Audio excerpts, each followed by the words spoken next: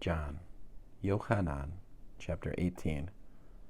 After Yeshua had said all this, he went out with his Talmidim across the stream that flows in winter through the Vadi Kidron to a spot where there was a grove of trees, and he and his Talmidim went into it. Now Yehuda, who was betraying him, also knew the place, because Yeshua had often met there with his Talmidim.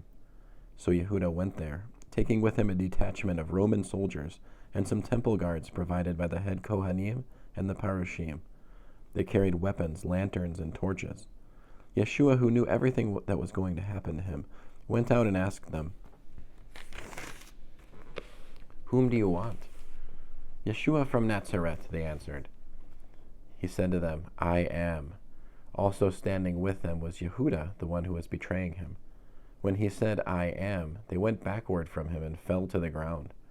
So he inquired of them once more, "Whom do you want?" And they said, "Yeshua from Nazareth." "I told you, I am," answered Yeshua. "So if I'm the one you want, let these others go. This happened so that what he had said might be fulfilled. I have not lost one of those you gave me." Then Shimon Kepha, who had a sword, drew it and struck the slave of the Kohen Hagadol, cutting off his right ear. The slave's name was Melech. Yeshua said to Kepha, "Put your sword back in its scabbard. This is the cup the Father has given me. Am I not to drink it?" So the detachment of Roman soldiers and their captain, together with the temple guard of the Judeans, arrested Yeshua, tied him up, and took him first to Yochanan, the father-in-law of Caiaphas, who was Kohen Gadol that fateful year. It was Caiaphas who had advised the Judeans that it would be good for one man to die on behalf of the people. Shimon Kepha and another Talmid followed Yeshua. The second Talmid was known to the Kohen Hagadol, and he went with Yeshua into the courtyard of the Kohen Hagadol. But Kepha stood outside by the gate. So the other Talmid, the one known to the Kohen Hagadol, went back out and spoke to the woman on duty at the gate, then brought Kepha inside. The woman at the gate said to Kepha, "Aren't you another of that man's Talmidim?" He said, "No, I'm not." Now the slaves and guards had lit a fire because it was cold, and they were standing around it warming themselves. Kepha joined them and stood warming himself too. The Kohen Hagadol questioned Yeshua about his Talmidim and about what he taught. Yeshua answered, "I have spoken quite openly to everyone. I have always taught in a synagogue or in the temple where all Jews meet together, and I have said nothing in secret. So why are you questioning me?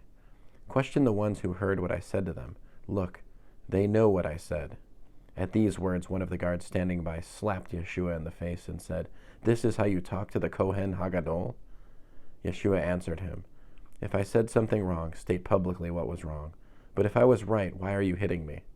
So Yochanan sent him, still tied up, to Caiaphas the Kohen Hagadol. Meanwhile, Shimon Kepha was standing and warming himself. They said to him, "Aren't you also one of his Talmidim?" He denied it, saying, "No, I am not."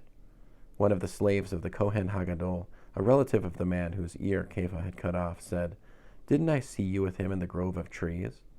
So again Kepha denied it, and instantly a rooster crowed.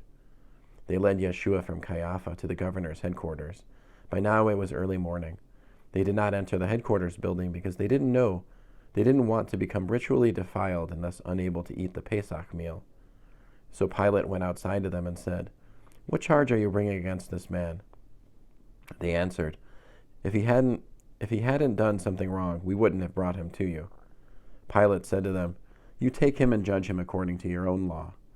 The Judeans replied, "We don't have the legal power to put anyone to death." This was so that what Yeshua had said about how he was going to die might be fulfilled. So Pilate went back into the headquarters, called Yeshua, and said to him, "Are you the king of the Jews?" Yeshua answered, "Are you asking this on your own, or have other people told you about me?" Pilate replied, "Am I a Jew?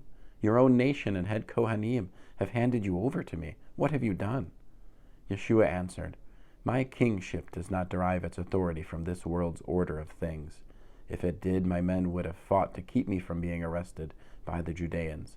But my kingship does not come from here." So then Pilate said to him, "You are a king after all." Yeshua answered, "You say I am a king. The reason I have been born, the reason I have come into the world is to bear witness to the truth. Everyone who belongs to the truth listens to me." Pilate asked him, "What is truth?" Having said this, Pilate went outside again to the Judeans and told them, I don't find any case against him. However, you have a custom that at Passover I set one prisoner free. Do you want me to set free for you the king of the Jews? But they yelled back, No, not this man, but Barabbas. Barabbas was a revolutionary. End of John, Yochanan, chapter 18.